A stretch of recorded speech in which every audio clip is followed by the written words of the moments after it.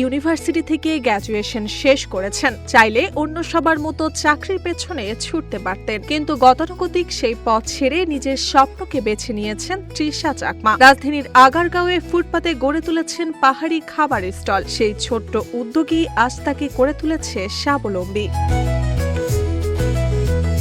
তৃষা চাকমার এই পথ চলার শুরুটা ছিল একেবারেই হঠাৎ। একদিন বন্ধুদের সঙ্গে আগারগাঁও এলাকায় আড্ডা দিতে এসে রাস্তার দুই পাশের ফুটপাতের দোকানগুলো দেখে মাথায় আসে নতুন এক ভাবনা। ঢাকায় নানা ধরনের খাবার সহজে মিললেও পাহাড়ি খাবারের তেমন কোনো নির্ভরযোগ্য ঠিকানা নেই। সেই ছোট্ট ভাবনাই আজ বাস্তবে রূপ নিয়েছে। আমি ইউরোপিয়ান ইউনিভার্সিটি থেকে গ্র্যাজুয়েশন কমপ্লিট করে আমার এই বিজনেসটা দেওয়া।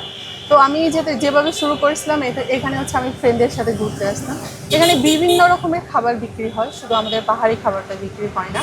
তারপর চিন্তা করলাম যে এখানে যদি আমাদের পাহাড়ি খাবারটা নিয়ে আসি। তৃষার এই স্টলে মিলছে মুন্ডি, ব্যাম্বো চিকেন, বাঁশকোরল, কাঁকড়া ভুনা, বিন্নি চালের পায়েস, রোজেলা চা, চিকেন লাক্সু সহ পাহাড়ি স্বাদের আরও নানা পদের ঐতিহ্যবাহী খাবার। প্রতিটি খাবারেই মিশে আছে পাহাড়ের নিজস্ব ঐতিহ্য আর ঘরোয়া স্বাদের ছোঁয়া। ব্যাম্বো চিকেন, যেটা বাঁশের ভিতরে ঢুকিয়ে চিকেনটা রান্না করা হয়।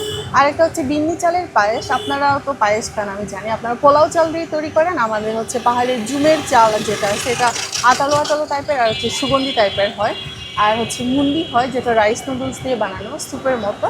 আর কাঁকড়া বোনা। কাঁকড়া বোনা তো এখানেও পাওয়া যায়, কিন্তু আমাদেরটা আমরা যেভাবে খাই, আমরা যেভাবে রান্না করি, ঠিক এভাবে রান্না করার প্রসেসিংটা আমাদের মতো। পাহাড়ে না গিয়েই ঢাকায় বসে পাহাড়ি খাবারের আসল স্বাদ নেওয়ার সুযোগ, বৈচিত্র্যময় মেনু আর সাশ্রয়ী দামের টানে প্রতিদিন রাজধানীর বিভিন্ন প্রান্ত থেকে এখানে ছুটে আসেন অসংখ্য ভোজন রসিক। পাহাড়ি খাবারের টেস্ট, অথেন্টিক টেস্ট পাই, এটা খুবই অনবদ্য আমাদের কাছে।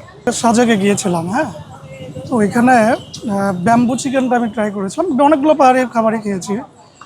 ওই জায়গার ব্যাম্বু চিকেনের থেকেও মজার ব্যাম্বু চিকেন হলো এনাদেরটা আর কি। আমরা রেগুলার কাস্টমার, আমরা নিজেরা এসে অনেক সময় আমরা জায়গা পাই না। তৃষার রান্নার সবচেয়ে বড় বৈশিষ্ট্য পাহাড়ি অঞ্চলের নিজস্ব মশলা আর ঘরোয়া রেসিপি। খাবারের পাশাপাশি আন্তরিক আপ্যায়নও তার রেস্টুরেন্টের অন্যতম আকর্ষণ। আমাদের একটা স্পেশাল মশলা থাকে, যেটা আমরা মেরিনেশন করে রেখে দিই 1-2 ঘন্টার মতো রাখার পরে, তারপর আমরা এসে এখানে তৈরি করি কয়লার মধ্যে। চাহিদা মোটামুটি ভালোই দেখা যাচ্ছে, কারণ আমাদের খাবারগুলো আমি যতদূর সম্ভব আমি হালালভাবে তৈরি করে আপনাদেরকে রিপ্রেজেন্ট করতেছি। কারণ আমি আপনাদের ধর্মের সম্বন্ধে আমি অবশ্যই জানি। তারপর আমাদের খাবার খুবই হাইজিন মেনটেন করা। আমি সবসময় চেষ্টা করি আমি যেভাবে বাসায় যেভাবে রান্না করে খাই, পরিষ্কার পরিচ্ছন্নভাবে, এইভাবে যাতে আপনাদেরকে রিপ্রেজেন্ট করতে পারি। তবে এখানেই থেমে থাকতে চান না তৃষা চাকমা। ভবিষ্যতে ব্যবসাকে আরো বড় পরিসরে ছড়িয়ে দেওয়ার পাশাপাশি বাবা মায়ের ইচ্ছা অনুযায়ী নিজের শিক্ষাগত যোগ্যতাকেও কাজে লাগিয়ে পেশাগত জীবনেও প্রতিষ্ঠিত হতে চান তিনি। আমাকে এতদূর পর্যন্ত পড়াশোনা করানোর পরে ওদের একটা আশা আছে যে মেয়ে আরেকটু স্টেবিলিটি কিছু একটা করবে, ওরা স্থায়িত্ব কিছু চাচ্ছে।